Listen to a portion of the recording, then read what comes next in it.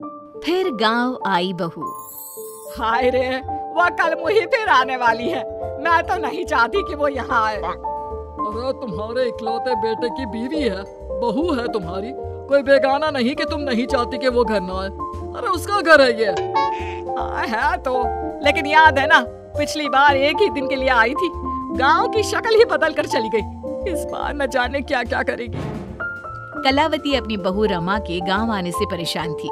अरे शहर की लड़की है, गांव आकर क्या कमाल करती है देखिए। रमा रेलवे स्टेशन पर। हाय रे, गांव की जमीन पर पैर रखते ही गोबर की बदबू आने लगी है।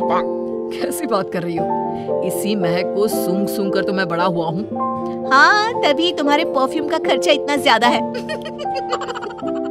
पति को रमा की बात बिल्कुल अच्छी नहीं लगती। अब कोई आया है क्या रिसीव करने? कोई क्यों आएगा, मेरा गांव है, गली गली की पहचान है मुझे। चलो आगे से टांगा कर लेते हैं। No no no no, last time मेरी कमर लचक गई थी, मैं तो पैदल ही ठीक हूँ। भाई मैं तो टांगे पर ही जाऊंगा, वैसे भी शहर में टांगा कहाँ मिलता है। पति टांगा बुलाकर उसमें बैठकर चला जाता है। अरे वाह, हाय रे मेरा बेटा, पर बेटा इतना दुबला क्यों हो गया तू? बेटा बहू नहीं आई क्या? अच्छा ही तो है ना नहीं आई, आती तो बस अपनी शेखी झाड़ती रहती शहर की सारी। मुझसे नहीं होता, अभी आती तो कहती। बस तभी बहू की आवाज जोर से आती है। हाय रे, मेरे पैरों में मट्टी लग गई है।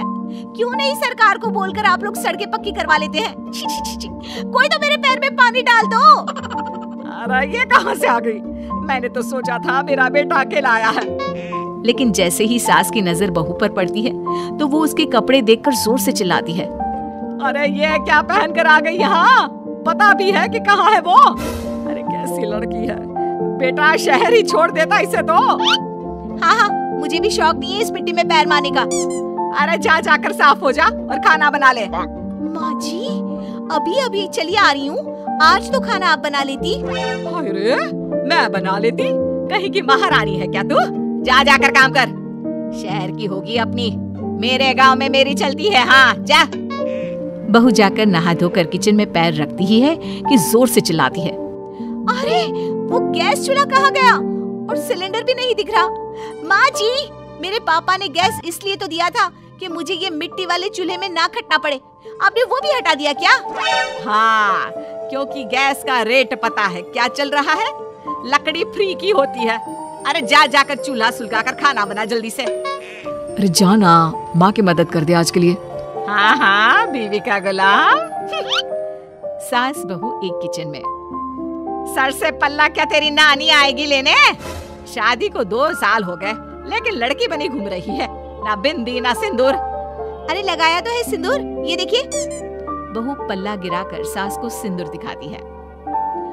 अब मेरे सास श्रृंगार पर चर्चा हो चुकी हो तो चलिए खाना भी बना ले। आप तो सुबह से ठूस रही होंगी, हम लोग तो अभी अभी आए ना सफर करके। उधर बाहर बेटा और पिता आपस में बात कर रहे थे। क्या है पापा, माँ को कुछ तो समझाइए, कैसी रहती है वो मीरा के साथ? अरे अभी तो शादी हुई है, प्रोफेशनल लड़की है, वो काम ना करे तो हम लोगों का घर ना चले। देख बेटा, तू ये सास बहू के बीच में ना बोले तो ही अच्छा होगा। ये ऐसा रिश्ता है कि कुछ भी कर लो मन मुटाव तो बना ही रहेगा। हाँ वो तो है पापा, लेकिन चलिए देखते हैं। शाम को मीरा स्कर्ट पहनकर आती है। हे सासू माँ, मैं जरा बाहर जा रही हूँ। पास में वो जो मौसी रहती है ना, जो शहर से आई थी अपने पति के इलाज के लिए, उन्होंने घर बुलाया है। कौन वो विमला मौसी? अरे ना ना, उनके घर ना जाना।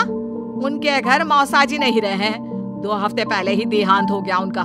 ऊपर से तू ये फराक पहन कर चली जाएगी। अरे ना बाबा ना। ओहो, फिर तो जाना ही चाहिए, आप भी चलिए ना।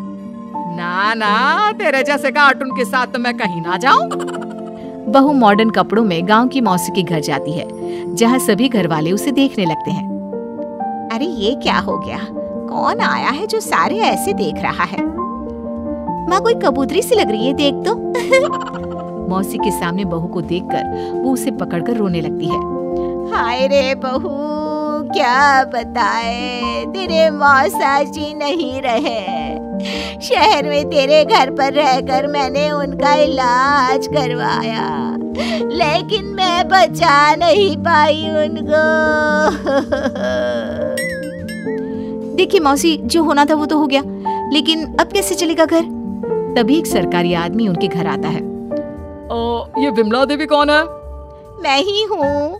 कौन है? कहाँ से आए हैं आप? मैं आपके पति के दफ्तर से आया हूँ। ये कागज में आपके साइन लेने हैं, जरा जल्दी कर दीजिए। विमला मौसी जैसे ही साइन करने जाती है, बहू रोक लेती है। रुकिए मौसी, कभी भी आंख बंद करके साइन नहीं करना चाहिए। देखिए तो क्या लिखा है पेपर पे। अरे बिटिया, हम कहाँ पढ़ना लिखना जानते हैं। जब से ये गए हैं साइन ही तो किए जा रहे हैं। लाइए मैं पढ़कर देखती हूँ कि क्या है। देखिए मैडम, ये इन लोगों के घर का मामला है। आप ना ही बोले तो ठीक है, इसमें कोई गलत बात थोड़ी ना लिखी है। अरे हम चोर नहीं, सरकारी लोग हैं। जाने दे बहू, कुछ गलत नहीं होगा। अरे पर पेपर पढ़ने में कितना वक्त लगता है, और अगर कुछ गलत नहीं है तो आपको परेशानी क्या है? बहू पेपर छीन कर पढ़ लेती है और फिर, मौसी इसमें साफ साफ लिखा है कि मौसा जी की जो नौकरी थी, जो आपके बड़े बेटे को मिलनी है, उसे आप अपनी खुशी से इस आदमी को देने को तैयार हैं। हाय रे, यह तो अनर्थ हो रहा था। अब ये जाएगा पुलिस के हवाले। पुलिस आदमी को ले जाती है। तब तक घर के बाहर भीड़ लग जाती है। सास, ससुर और पति भी वहाँ आ जाते हैं।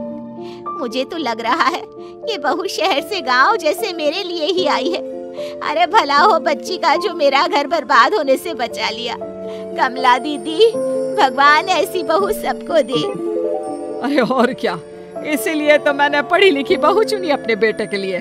चूल्हा चौका तो सभी कर लेते हैं, लेकिन उसके साथ ही लड़की का पढ़ा लिखा होना बहुत जरूरी है। चल बहू, घर चलते हैं, रात के खाने की तैयारी भी तो करनी है ना।